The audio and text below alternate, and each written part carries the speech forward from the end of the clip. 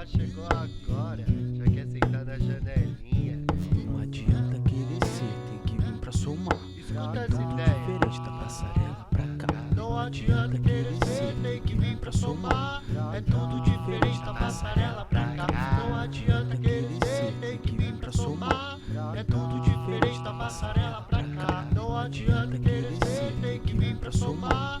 É tudo diferente da passarela pra cá. Não adianta querer ser, tem que vir pra somar.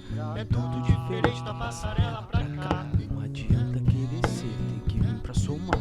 É tudo diferente da passarela pra cá. Pra cá.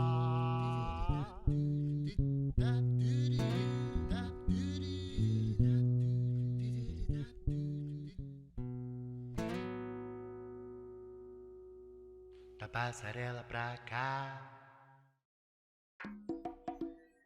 É isso, agora foi. Boa noite a todos que estão assistindo.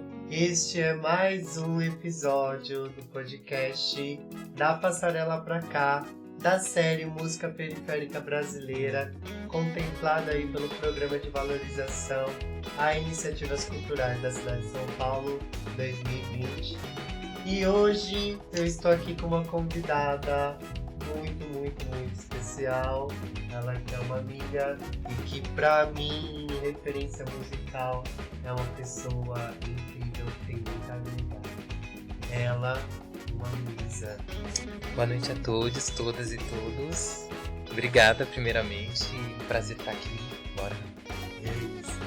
Gente, a gente vai ter uma conversa aqui muito partindo dessas trajetórias, conhecendo aí, apresentando essa artista para vocês. Como eu disse, o trem já até passou. Espero que vocês tenham escutado. Mas é isso. Bem, Uma, para começar a nossa conversa, queria que você me dissesse, assim, quem é Uma Luísa? Ok. Alma Luísa é uma pessoa nascida, crescida em São Paulo, né? Que gosta de cantar desde jovem, se entende no canto, dentro de outras possibilidades que fora do canto não enxergava, e que seguiu cantando durante muito tempo e que se constituiu dentro desse fazer, né, enquanto pessoa que canta. Né? Então, Alma Luísa é cantadeira, né, e perpassa o seu trabalho de cantar, né, por uma experiência também de vivenciar narrativas e coletar narrativas também, saber contar, trazer essas narrativas à tona de novo e compartilhar isso com as pessoas, né? Então tem um trabalho do cantar e do contar histórias que vem em paralelo, que aí já é uma influência com a minha mãe, com ancestralidade, com processos que vão também chegar ali perto também do que eu entendo enquanto espiritualidade, né? Acho que Alma Luísa é essa profusão de coisas, né? É uma artista, é uma educadora, é uma cantadeira, é uma contadora, né?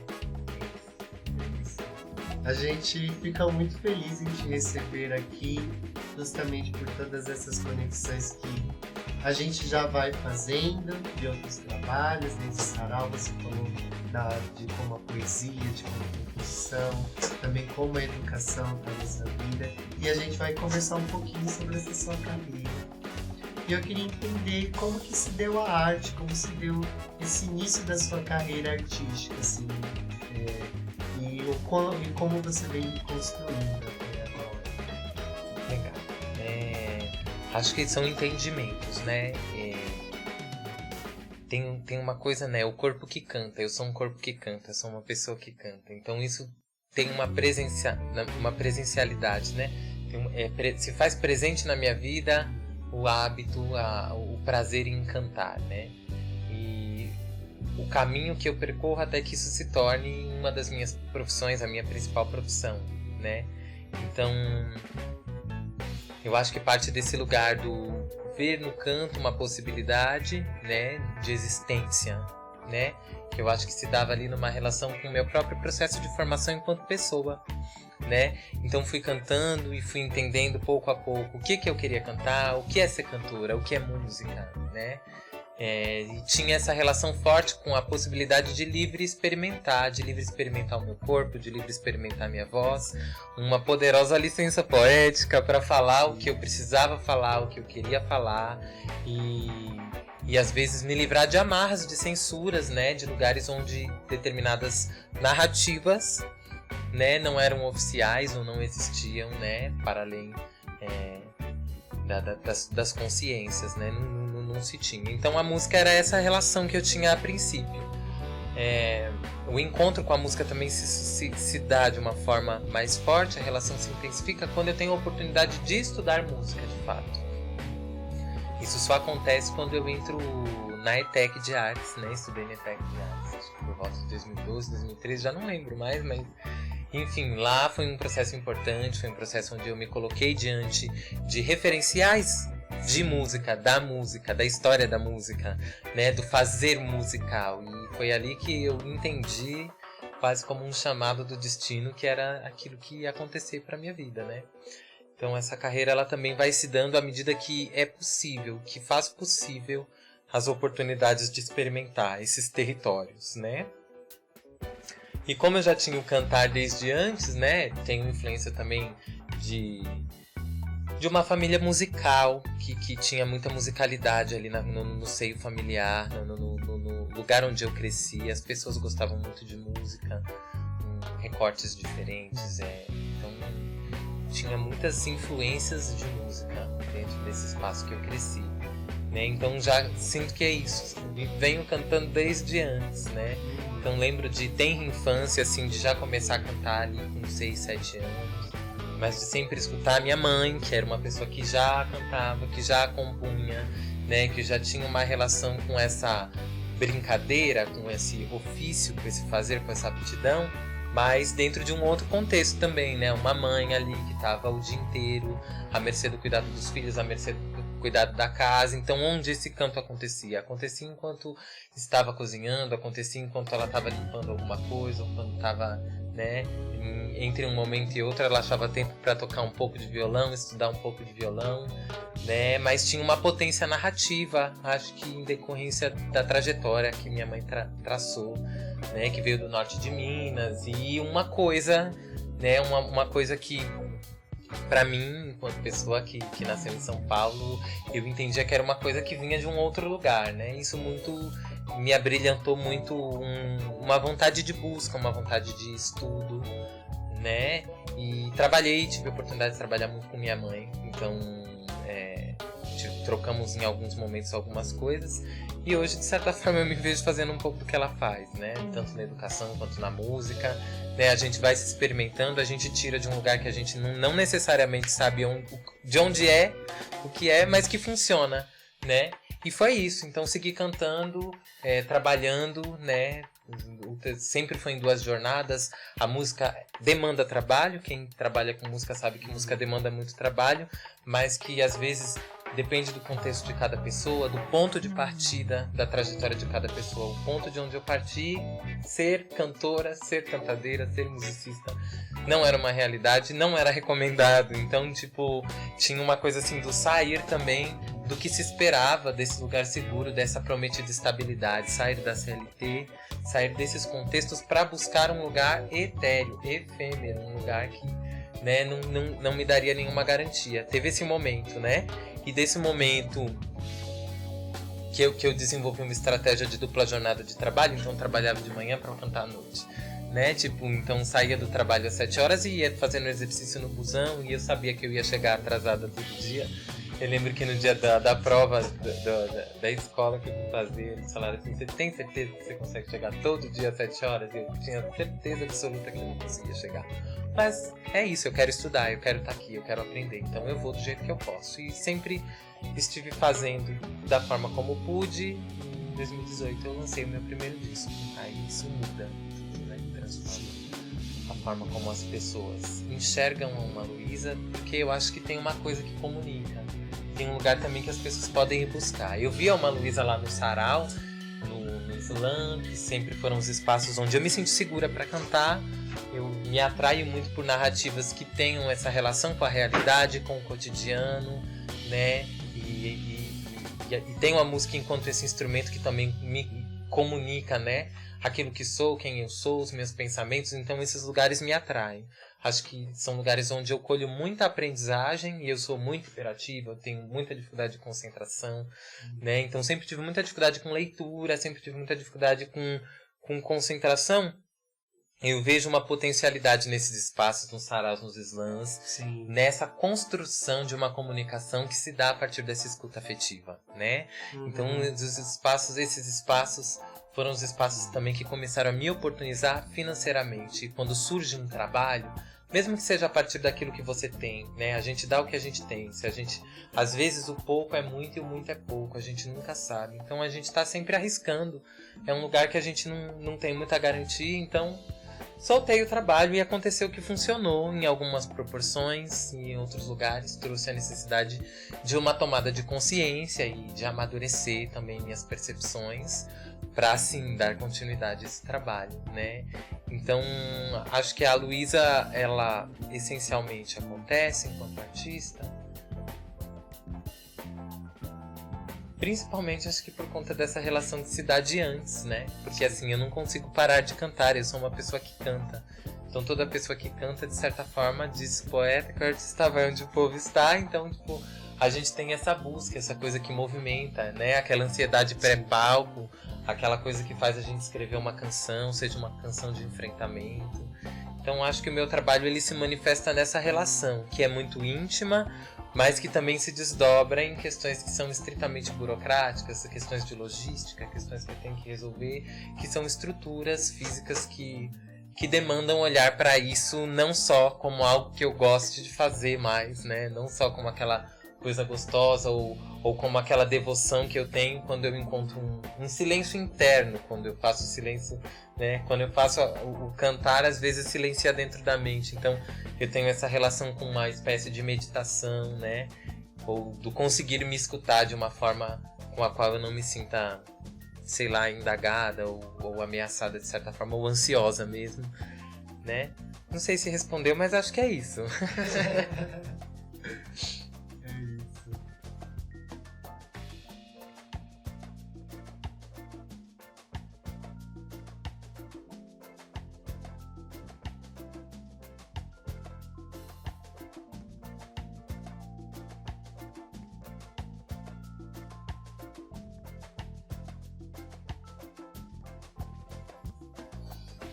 Bem, eu acho que é muito potente tudo que você traz. Eu acho que olhar como você vem construindo essa carreira até o seu primeiro disco, né? E todas essas coisas que você já levantou sobre o CLT, sobre a possibilidade, né, desse lugar com a música e com todos esses recortes que vem nos atravessando, né? Enquanto pessoas pretas, enquanto pessoas periféricas, qual é realmente esse lugar na música?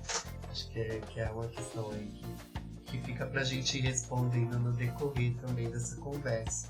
Mas já que você falou do seu disco, como que foi, né, esse processo criativo e quais foram as suas influências para esse trabalho musical, assim, esse seu primeiro momento de oportunidade de gravar um disco, gravei, o que você estava sentindo, o que você queria comunicar, assim.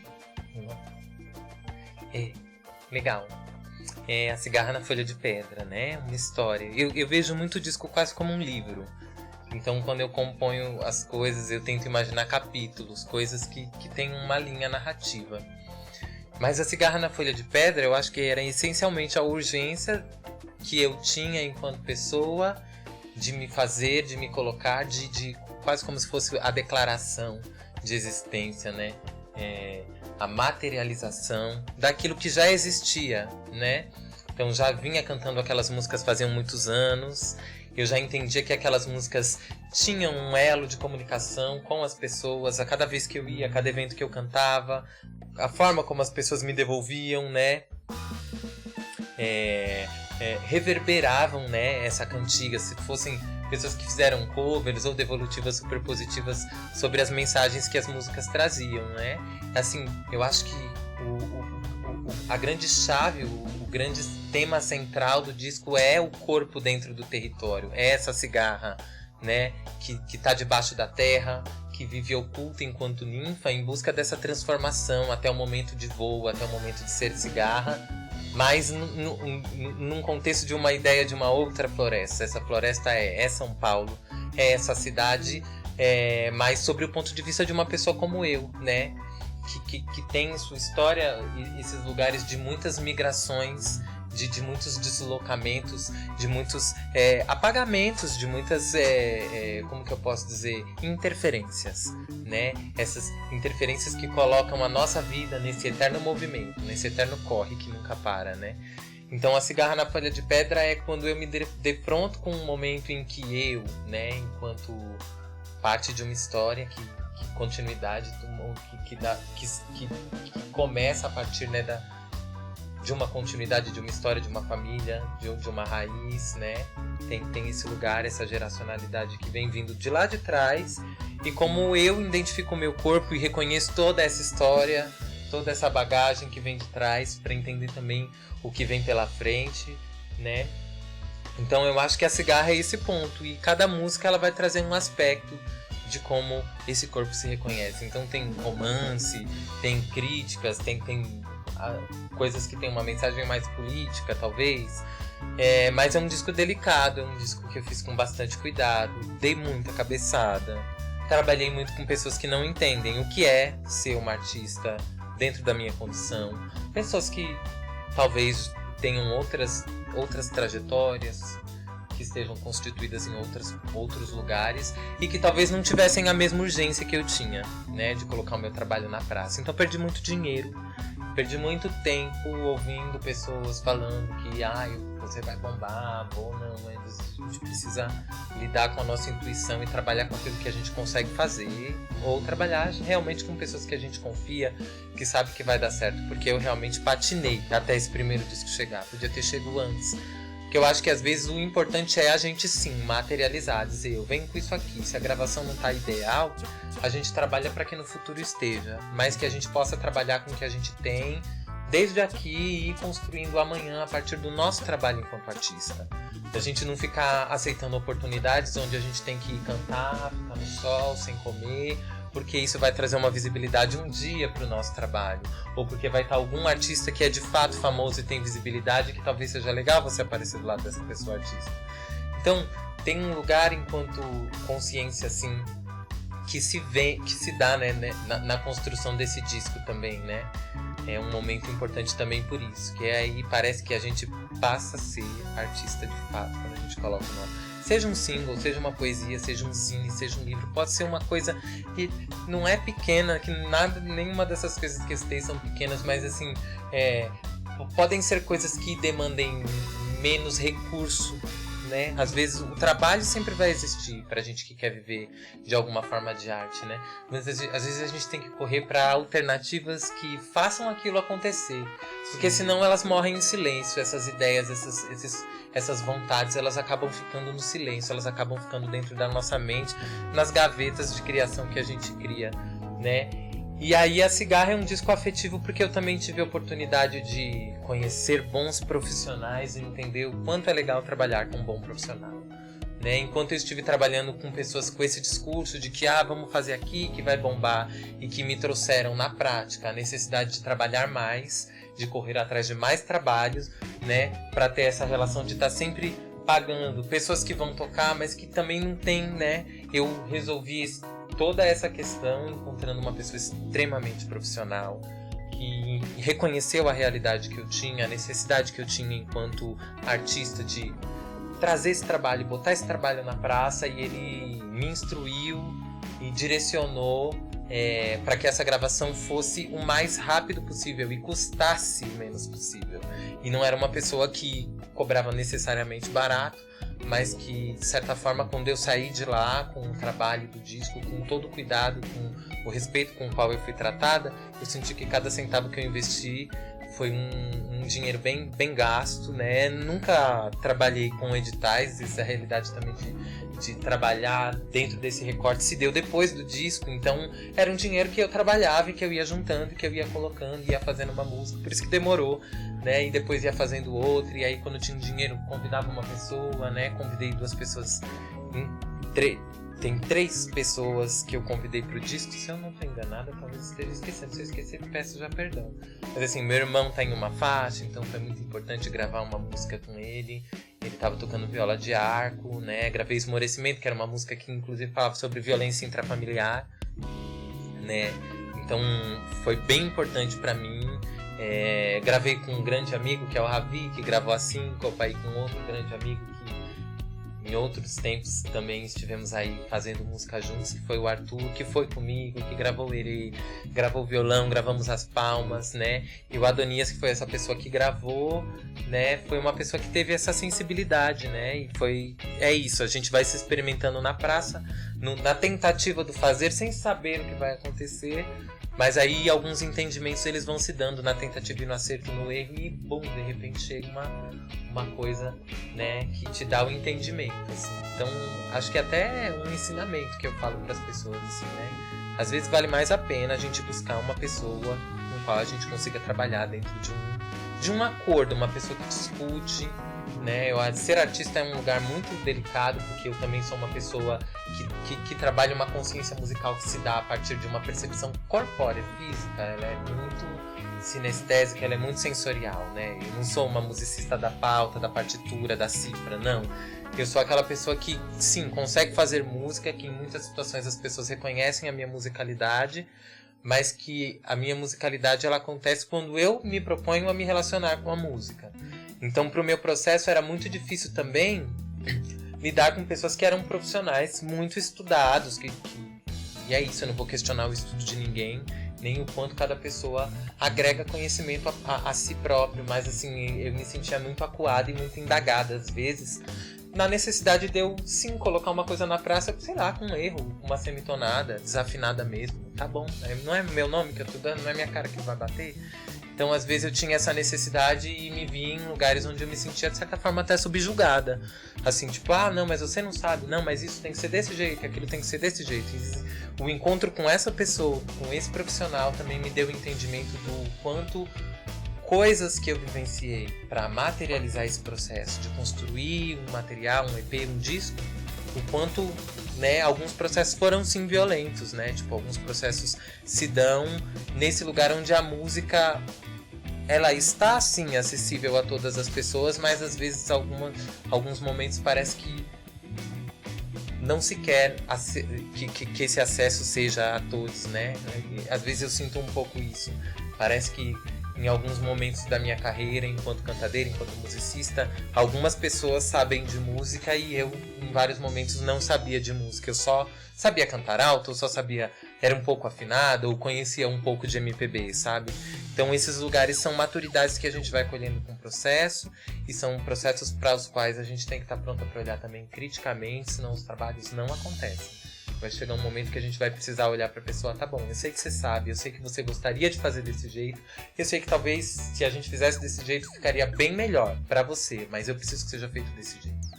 Dentro do meu entendimento isso precisa sair aqui, né? E é aí que o trabalho que era gostar de cantar vai se transformando na profissão, e é aí que eu consigo de fato trazer esse trabalho para que as pessoas possam ter essa oportunidade de escutar, né? Então, acho que a cigarra são todos esses processos, todas essas tomadas de consciência a respeito também do que ia se dar, né? Como que vai ser essa cantora, né? Então, acho que tem esse processão aí, esse conjunto de elementos, de situações que se articularam. Acho que é isso.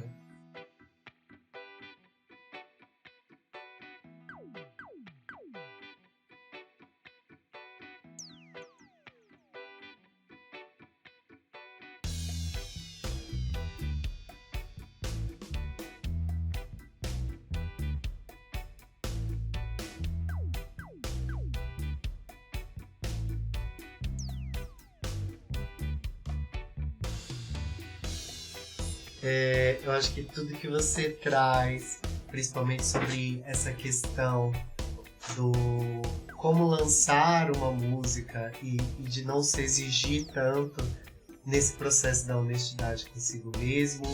E é uma coisa que é muito interessante, que a gente até passou por uma situação esses dias, de, tipo, vamos lançar com falha mesmo e a gente melhora no próximo trabalho, porque querendo ou não, o trabalho ele acontece ali naquele momento e depois você vai partindo para outros trabalhos, outros processos. Eu queria te perguntar, sobre as suas referências na música. Uma coisa que você já trouxe lá no começo da nossa conversa é sobre essa sua mãe que sempre cantava e cantava nessas situações, e o quanto isso é muito comum na periferia, né?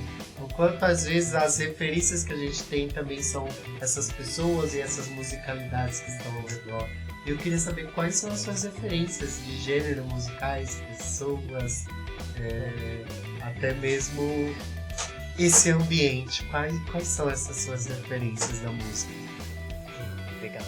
Acho que tem um misto de referências que se dão de forma, né, no fazer do trabalho, no encontrar pessoas ali que cantam, sempre conhecendo gente nova, conhecendo galera que tá chegando, galera das antigas, galera que tá aqui na mesma, né, no mesmo barco que a gente. Isso é muito legal. Tem um processo de escuta e de pesquisa que eu acho que ele é contínuo, né? Eu sempre gostei muito de escutar disco. Eu nunca gostei muito de escutar só uma música, só single. Então eu sempre tive esse trabalho de baixar álbuns completos, né? E sempre gostei de buscar sonoridades. Então sempre busquei música de muitos lugares, né? Sempre me encantei com outras sonoridades, né? E aí é uma pergunta que eu sempre venho me fazendo, e sempre que eu tô em processos com pessoas, vivências, eu sempre falo: o que é música, né? Como cada pessoa tem esse entendimento daquilo que é música. O que é música pra você? Onde você enxerga a música? Onde você consegue escutar e dizer isso é música? De que maneira, né? Então acho que as referências elas vêm desses lugares. Da escuta que eu faço a partir de instrumentos que são a virtualidade, a internet. Esse recurso é rico, dá a possibilidade da gente mudar aquela situação onde a gente era, quando eu era mais nova, que eu escutava no rádio, botava uma fita cassete e gravava a música do rádio com a vinheta da rádio, né? Hoje não, hoje eu posso digitar lá no Google e escutar a música que eu quiser, sem vinheta da rádio, né? Então, no começo, o processo de escuta ele tinha essa relação com essa realidade. Então a música era o rádio que tocava em casa, a música que essas pessoas que moravam comigo escutavam, né? As cantigas que minha mãe costumava cantar, que muitas eram dela, e meu pai também tinha o hábito de tocar violão. Então o meu processo de descoberta, inclusive da canção, da música, se dá no reconhecer, né? Os fonogramas, as gravações das músicas que eu sempre, de certa forma, escutava, uma hora aqui, outra hora ali, né? Eu lembro muito do meu tio, meu único tio de Salvador que viveu aqui em São Paulo, meu tio Gilberto, que foi uma pessoa presente, inclusive, na minha trajetória, na minha educação. Também tinha um videokê, né? Então tinha essa coisa do videokê. E aí os adultos Qual era o seu maior sucesso, assim, do videokê? No meu maior sucesso do videokê era Estúpido Cupido da Celi Campelo. Eu tirava sempre 99, né? Mas então tinham essas relações, né? Essa relação, ela é muito forte durante um tempo, e aí ela vai se dar nos referenciais, né? São essas influências que chegam a partir das pessoas que estavam ao meu redor, né? As pessoas, essencialmente as pessoas mais velhas do que eu, as pessoas que vieram antes de mim, né? Tem um recorte específico ali na MPB, né? Nisso que se entende enquanto MPB, né?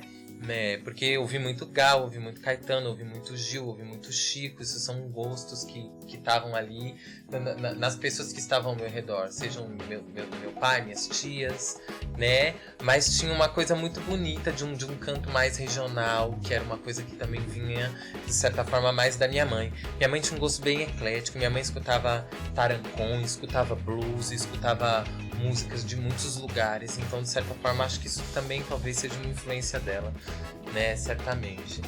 E no momento em que eu já era adolescente, que eu tive acesso à internet, né? Então tinha aqueles programas que era Shareasa, assim, você baixar a música, aqueles MP3 que você colocava assim, e aí passava as músicas tudo pro MP3 Player e ficava ouvindo. Nossa, ali era o meu estudo, porque acho que a partir do momento que eu acesso aquele MP3zinho, eu nunca mais parei de escutar música no fone. Eu escutava música o tempo todo. Então, seja aqueles pops que tocavam no rádio uma vez que você ficava emocionada, que eu rasguei de ouvir, até estourar a orelha, né? Que você decora, começa a se ouvir assim um plim, você já sabe que é a música, você sabe, tipo, né? E músicas que eu tive acesso assim, dizendo, vamos baixar um torrent, vamos lá, vamos escutar música, então vamos... Quem são esses ditos artistas da música brasileira? Então é Gilberto Gil, vamos escutar tudo do Gilberto Gil. Eu escrevi assim, discografia, gente, vem uma discografia inteira, são dezenas, centenas de músicas, né, tipo, e aí vai vindo, nem tudo a gente consegue escutar. Música também, esse estudo se dá pela prática, né, na disposição de escutar, né, e torna-se um estudo quando a gente também se vê capaz de escutar aquilo que nem sempre a gente necessariamente escuta porque gosta, porque quer curtir, mas porque quer conhecer, né, porque quer ver aquilo que está ali. Então muita coisa foi vindo, muita coisa, né, nesse aprendizado do posso gostar e posso desgostar também. Não tô dizendo que aquilo é ruim, tô dizendo que não me agrada, que não gosto, né? E aí colher também referências, né? As narrativas, a forma como aquilo se dá, né? E isso foi muito poderoso. Eu acho que esse é um momento onde o meu estudo, né, ele começa a tomar uma outra consistência. E é inclusive um momento em que eu conheço uma cantora que eu não sei agora exatamente de que nacionalidade é, não sei se ela é britânica ou se ela é americana, mas que chama Kate Tunstall, que tem uma música muito famosa, né? Suddenly I See, aquela que toca em vários filmes, Diabo Veste Prada, e foi a primeira artista que eu vi usando uma tecnologia que anos depois eu fui acessar, que foi o pedal de loop, assim, e que foi algo que eu ali na adolescência falei assim, gente, o que é isso que ela está usando, né? Então, a internet foi esse grande instrumento, né? Mas, como é importante cada ponto da vivência, né? Seja a influência que vem por parte das pessoas que a gente conhece, seja as coisas que a gente consegue pesquisar, né, ao nosso redor, né? Nas pessoas que gostam de música, que tem uma fita, que tem um DVD com tantos clipes, né? Mas tem esse momento de entendimento de como a música se dá quando a gente faz música para as pessoas, para cantar com as pessoas. O que importa tá na música. O que é que eu quero cantar, né? Para quem que eu vou cantar? De que forma eu vou cantar? Como é que eu vou me proteger partindo desse lugar de querer ser cantadeira, mas ser autônoma e independente, mas também tem um lugar de solidão nesse processo, né? Da falta de recurso, de ser cantora independente, ter que fazer funcionar com menos, com um pouco, né? Talvez por esse motivo eu sempre trabalhei sozinha, continuo trabalhando sozinha, né? Porque quando tentei trabalhar com grupos, a minha perna não era a perna, às vezes, do meu colega. Muitas vezes isso aconteceu e vai continuar acontecendo, né? Sempre acontece. E eu acho que são maturidades que a gente tem que, né, defrontar, assim, né?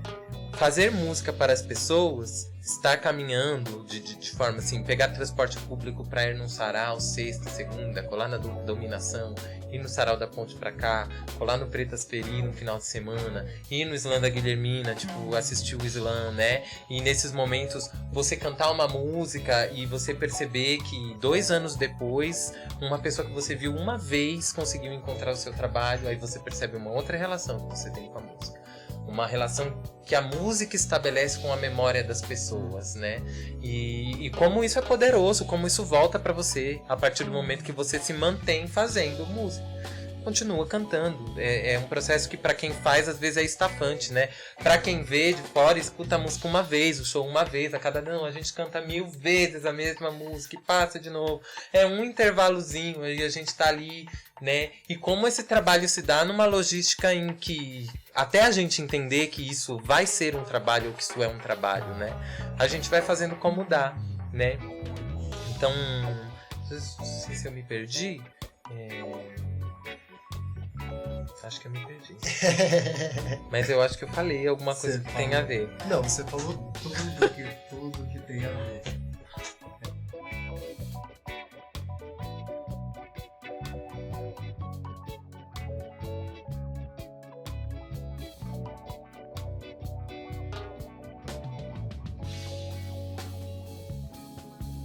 Aproveitando isso que você trouxe aí no finalzinho dessa fala sobre o ser uma artista independente. Queria que você compartilhasse assim, com a gente quais são as dificuldades e quais são, talvez, as soluções e os caminhos que você tem tomado para continuar sendo essa artista independente, por mais que não seja simplesmente uma escolha, né? Mas como é ser essa artista independente, estar na periferia, ser uma pessoa preta? Quais são essas dificuldades e essas soluções? Principalmente, eu acho que é bom a gente ter esses exemplos também do quanto, o que deu certo para você, né? Pra gente também se inspirar. Legal.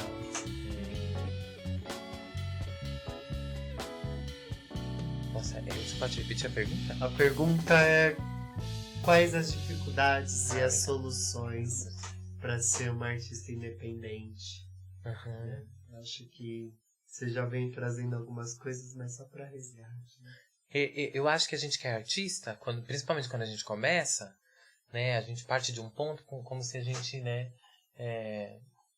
não fosse, né? É quase como artista que vai ser artista, né? E eu acho que esse ponto, é o ponto mais importante. A gente sempre tem que ver aquilo enquanto um trabalho, né? Tratar aquilo enquanto um trabalho. É claro que a gente não vai saber fazer tudo que a gente precisa logo de início para colher os resultados de ter uma relação com essa linguagem, com a arte enquanto trabalho, né? Não no começo.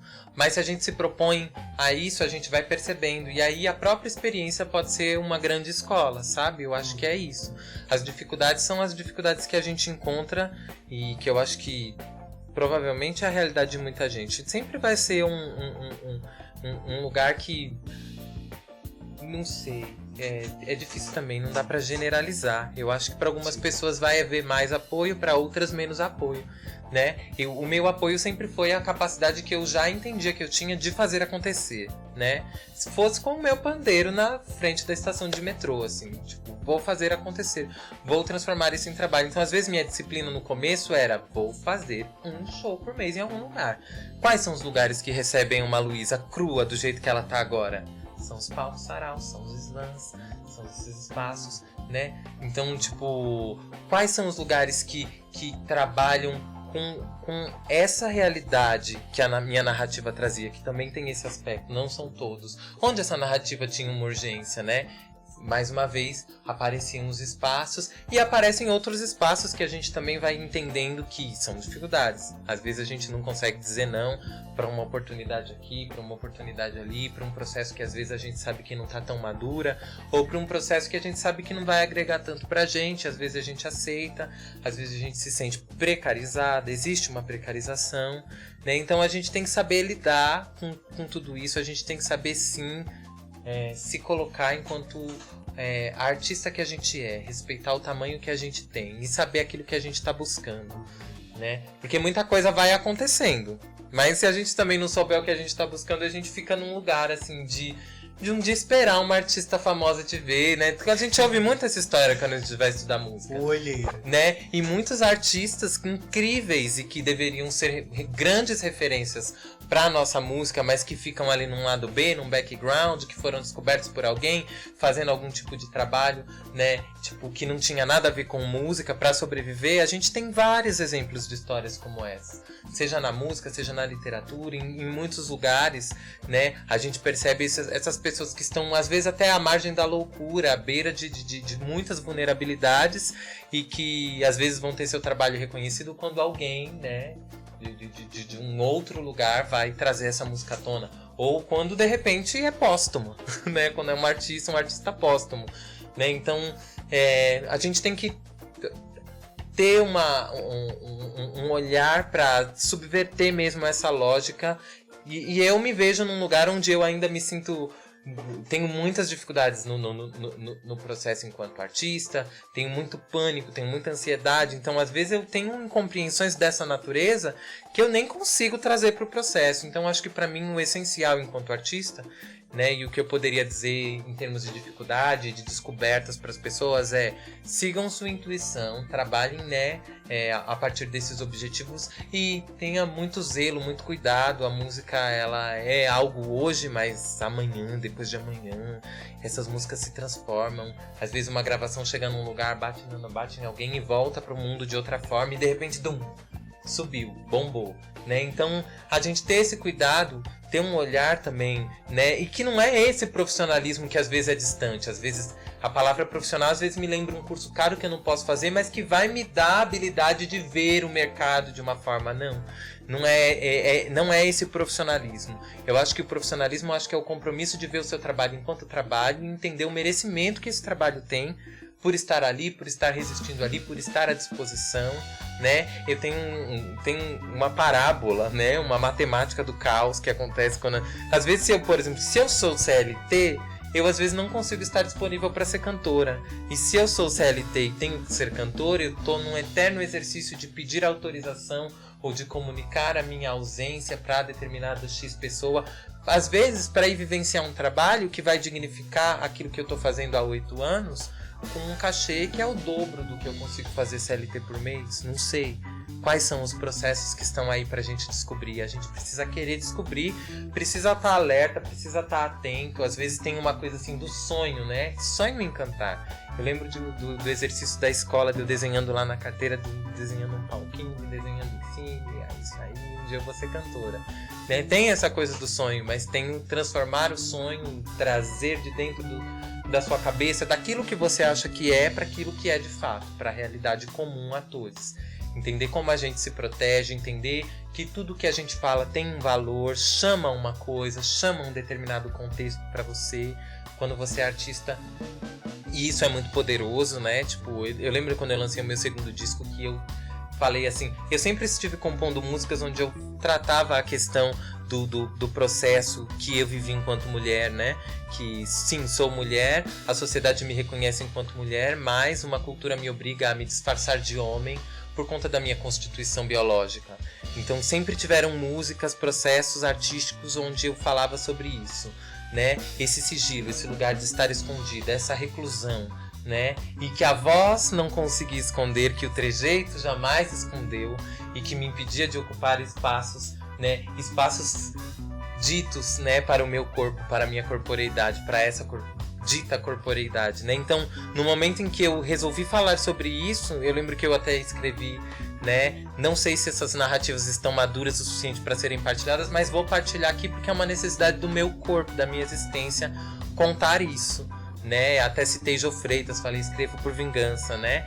E esse processo me volta de uma maneira muito poderosa, porque pessoas como eu, com processos como o meu, vindo se comunicar comigo, né? E aí isso também é um retorno, né? Nem sempre tudo vai ser cachê, às vezes são oportunidades de estar diante de pessoas, de histórias que também vão te fazer continuar firme e forte dentro dessa bagagem. Mas sim, existem lugares onde o que está na partilha, nessa roda, nesse balaio da partilha, às vezes o que está dentro do balaio tem um valor imaterial. A gente está lá porque a gente quer aprender, porque a gente quer conhecer, porque a gente quer trocar.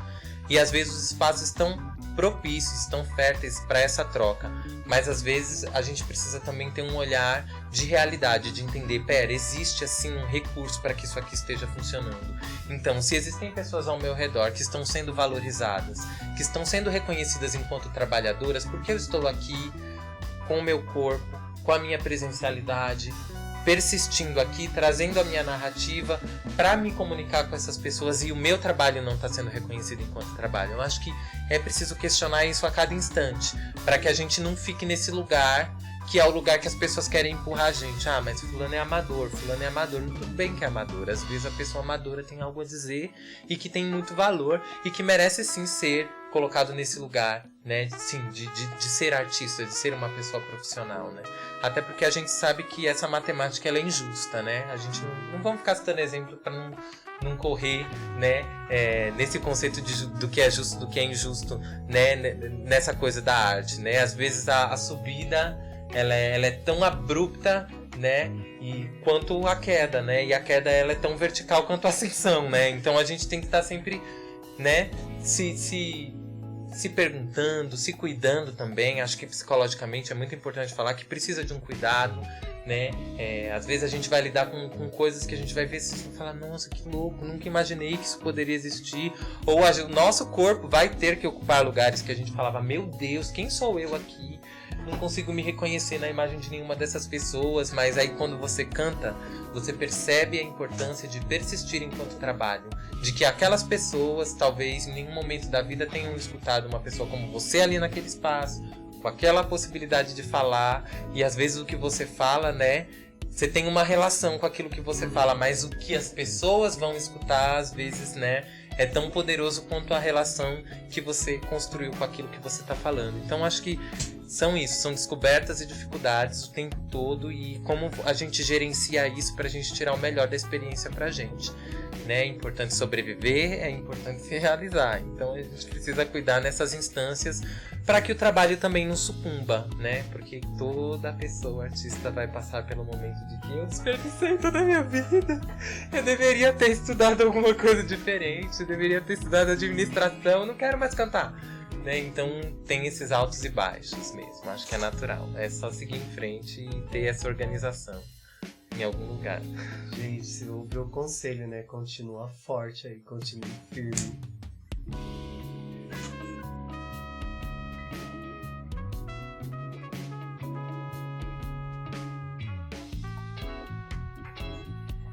Bem, agora eu acho que é um momento de talvez a gente falar um pouquinho de futuro, né? E eu queria saber como que vai ser, quais são os seus próximos passos, principalmente aí na música, o que você puder compartilhar, porque tem algumas coisas que pode ser sigilo de estado e a gente vai ter que esperar o lançamento, mas é isso. Qual é o futuro? Eu vivo um processo bem específico agora nesse momento de parar, refletir, conscientizar, né? De certa forma, eu soltei, divulguei A Casa dos Homens em 2020, né? Eu soltei no YouTube no final de 2019, nas plataformas de streaming em 2020, né? Mas passei por muitos processos que dizem respeito à minha vida pessoal, mas que influenciam diretamente também as possibilidades para esse corpo que canta, né? Então, o futuro para mim sei que vou continuar cantando, que continuo cantando, tenho tido vontade de trabalhar um pouco com poesia, venho me dedicando um pouco a processos de partilha, de troca, então tenho feito muitas rodas de conversa e vivências mesmo para trocar nessa perspectiva de pessoa para pessoa, né, de corpo para corpo, né, os entendimentos que a gente assimila, né, enquanto música, enquanto musicalidade, enquanto poesia, enquanto arte. Isso tem sido muito potente, assim, né? Mas pro futuro eu acho que o que mais me agrada de pensar pro futuro é continuar cantando da forma como eu já faço, me desenvolvendo enquanto artista, podendo cantar melhor, com mais recursos, com mais acessos, né? E de certa forma que eu consiga criar uma estrutura que dignifique o meu trabalho, que faça com que eu consiga chegar nas pessoas de uma maneira mais tranquila, menos precarizada, que eu não realmente... essa relação de depender, né? Essa relação de dependência, ela realmente é muito complicada. Às vezes você aceitar porque você precisa, você aceitar porque você depende. Porque às vezes o não tem a ver com não querer, às vezes o não tem a ver com não poder, não conseguir, não ter perna para caminhar, não poder oferecer o que se espera, né? Então... espero que no futuro eu consiga cada vez mais poder dizer não para contextos, oportunidades onde eu não me sinta preparada, e poder também ter a possibilidade de me preparar para situações mais desafiadoras, quem sabe, não sei, situações que me deem essa consciência de evolução, de progresso, de caminhada, de trajetória para uma direção, né? Progresso é uma palavra que eu não gosto muito. De direção, né? De caminhada, de jornada, né? E sim, venho preparando esse terceiro disco, né? Digamos assim. Sempre gostei de trabalhar de maneira livre, né? De me experimentar com essa liberdade, né? De me conhecer a partir dessa livre experimentação. Então primeiro a gente experimenta, depois a gente vai enxugando, né? Então eu venho pensando aí ferramentas criativas para trazer essa música também dentro desse novo contexto, dessas lógicas que perpassam a virtualidade, que perpassam esses celulares, perpassam os computadores, perpassam esses ambientes que também não são materiais, né, mas que são, né, muito importantes, muito relevantes cada vez mais, e vai ser cada vez mais, a gente já consegue ter essa consciência, né? E acho que é isso. Pro futuro espero saúde também. Saúde pra cabeça. Saúde pra cabeça. Eu queria que você trouxesse, a gente já vai partindo mais pro finalzinho aí da nossa conversa. Eu espero que vocês estejam gostando. Acho que tem muita coisa aqui que a gente vai precisar de um parte 2 para exemplificar, porque é isso. Mas queria te perguntar para você quem é essa nova MPB, ainda mais partindo dessa perspectiva periférica, da música periférica brasileira. Quem é a nova MPB? Legal, não. Existe, né? E eu acho que à medida que eu acho que acessibilidade é uma palavra muito importante e a gente precisa refletir, né? O acesso está naquele sentimento de que isso existe, meu Deus, eu vivi minha vida inteira e não sabia que isso existe, assim, né? Aí rolou um acesso. Você viu, você tocou, você acessou, né? Então, eu acho que à medida que a acessibilidade vai chegando, a gente vai entendendo o quanto esses diálogos não estavam, né, no páreo, assim, né? O quanto as potencialidades vão conseguir se resolver de forma autônoma e independente a partir desses recursos, dessas acessibilidades, né? Uma coisa assim, período pandêmico, às vezes fazendo live, às vezes eu falava assim, nossa, a gente trabalha com algumas ferramentas que parece que eu tô num programa de televisão, e tem quadros, e tem a legenda passando embaixo, e sobe o comentário de fulano, e beijos, hoje o beijo vai pra fulano, e tem sorteio, e tem brinde. Aí eu falava assim, gente, olha que louco, né?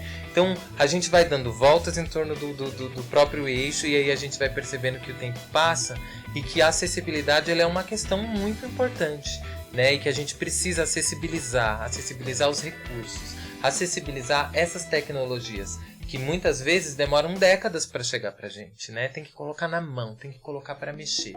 E aí dar voz para que essas pessoas falem da forma como for confortável, da forma como elas estão, né, constituídas para falar, né?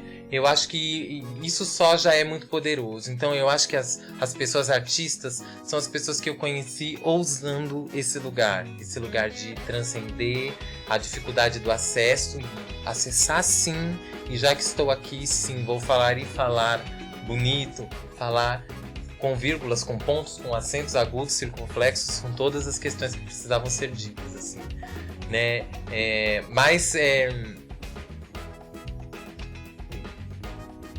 O que é esse MPB, né? Esse termo também para mim hoje me parece muito confuso, né? Porque eu não consigo estar do lado do que se diz MPB, eu não consigo ocupar o mesmo palco de um artista que é tido como um artista de MPB.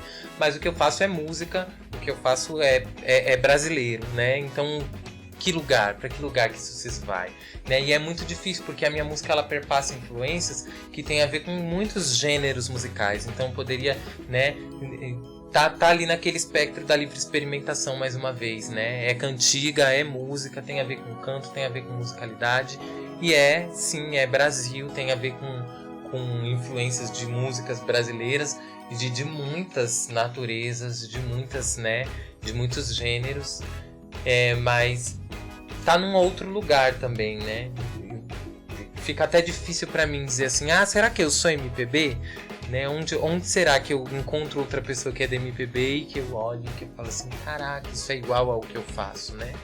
Às vezes é um lugar de difícil entendimento até pra mim, né? Então o que é essa nova MPB? É uma MPB carregada de outras subjetividades que muitas vezes a própria MPB não vai reconhecer. Então, né? É o novo, é o que tá trazendo outras influências, outras falas, outras narrativas que muitas vezes essa MPB não conseguiu sustentar, né?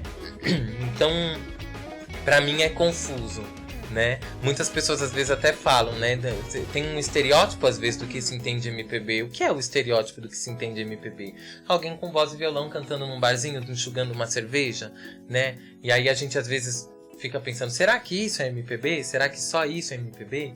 Né? O que é a cantiga? O que é a ciranda? O que é a cantiga de niná? O que são o que é o jongo? O que é a capoeira? O que é o coco? O que são essas musicalidades? Se não são brasileiras, se não são populares? São tradicionais? O que quer dizer esse tradicional? De onde vêm essas culturas? Todas essas inquietações. Ainda reflito todas essas inquietações. Porque hoje também, muito a minha música é aquela música que eu canto às vezes para uma pessoa só, para 2 pessoas. Já cantei para palcos lotados de pessoa. Mas é tão poderosa essa relação que se faz quando a gente tá aqui entre poucas pessoas e aí a gente consegue se escutar mesmo com uma qualidade, né? E aproxima, né, aquilo que a gente tá cantando das pessoas de fato, né? Então, não sei se a minha MPB é essa MPB, né? Tipo, às vezes pago pelo estereótipo, porque às vezes parece que a minha música é extremamente sofisticada, né? E não é, né? É uma música simples, é uma musicalidade que se dá ali num lugar de muita simplicidade.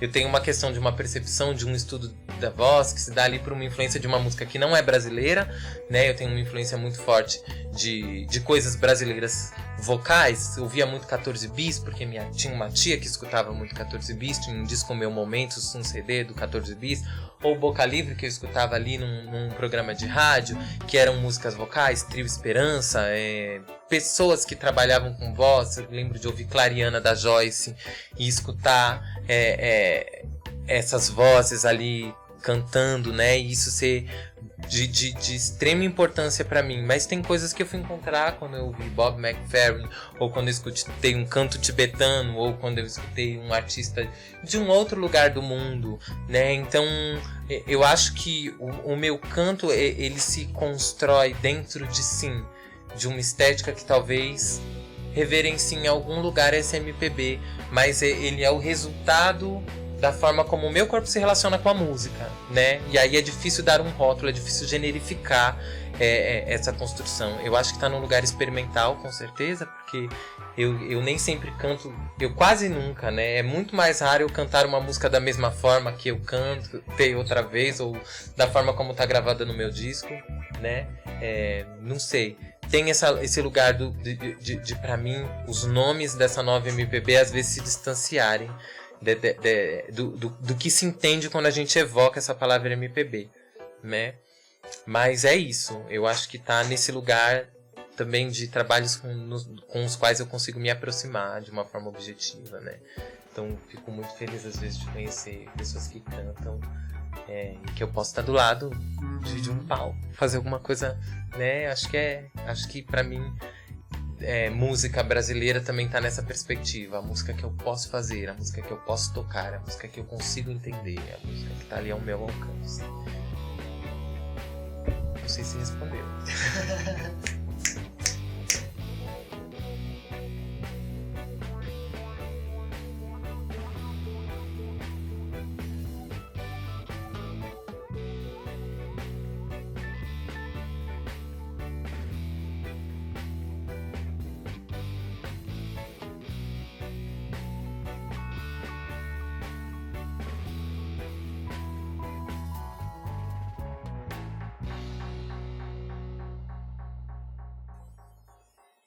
Gente, a gente vai chegando ao fim da nossa conversa, mas antes da gente chegar ao fim de toda essa conversa aqui, pra gente que tá aqui no estúdio, tá sendo muito bom ouvir todos esses aprendizados.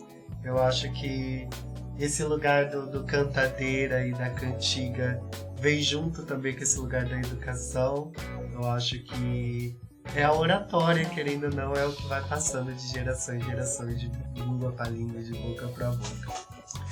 E agora eu vou fazer um joguinho mais rápido, assim, mais descontraído, pra gente ver aí o que vai surgindo. Eu queria que você me falasse uma palavra para 2021.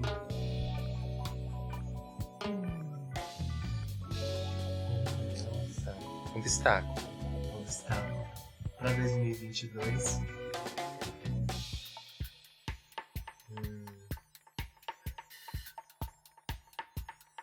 Ai, que difícil. Uma palavra só é muito difícil. Nossa, me foge a palavra, que horror. É pra 2022. Pra 2022. Paciência. Ô, gente, o que vocês acham que vai voltar tudo como era antes? Mas tá aqui, ó. Tem que ter paciência. Muita paciência. Um disco. O Milagre dos Peixes. De quem? Milton Nascimento. É um artista. Naira Laís. Uma mulher. Neon Cunha. Aquelas... Até parecendo, né? Uma cor. Verde, verde, verde, verde. Uma viagem. Uma viagem. Paraty.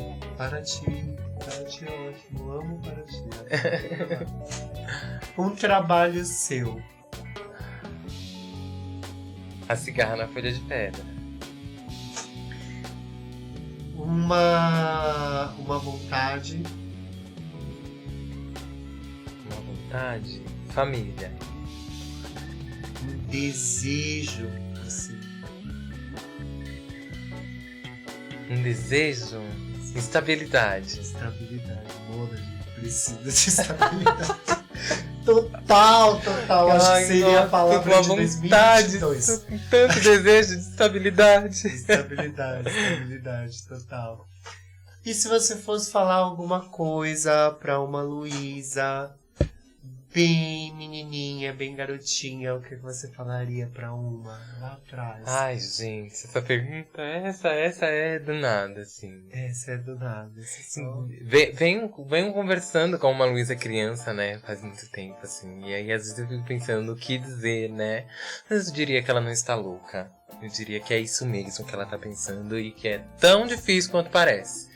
Só sossegar, que ela vai fazer da forma que for possível pra ela, dentro da capacidade de se conscientizar. Eu diria assim, você não tá louca, é isso mesmo, gata. Segura o rojão, segura o reggae, que o bagulho vai ser... Segura que o bagulho vai ser louco. Mas é isso. Pra você vai ser diferente, vai ser difícil e não vai ter legitimidade. Então, mas se você banca, você já tá mostrando aqui que banca, então vai. Você não tá louca não. Segura o rojão que vai dar tudo certo. Bem, eu quero agradecer. Eu que agradeço. Antes de tudo, Muito por bom. estar aqui da passarela pra cá e estar compartilhando tantas coisas. Eu acho que para mim a parte do processo que mais importa é essa troca, é isso que a gente tá aqui.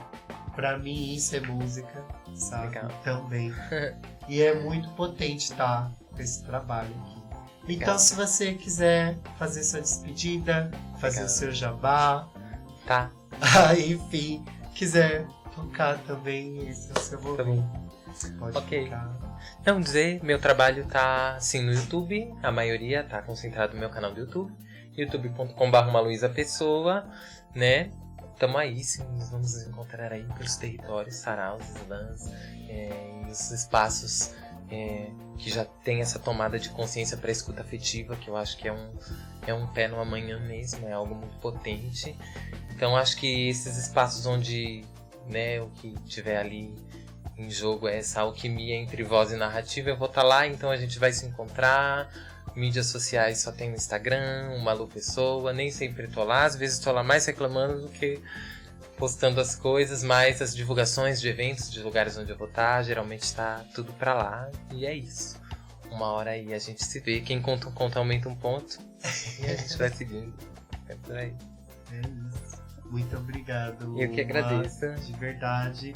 Gente, encerramos aqui esse ciclo de podcast Música Periférica Brasileira. Essa foi a nossa última conversa. Espero que vocês tenham gostado e a gente se vê numa próxima. Muito obrigado, Uma. Muito obrigado, equipe. É isso. Beijão.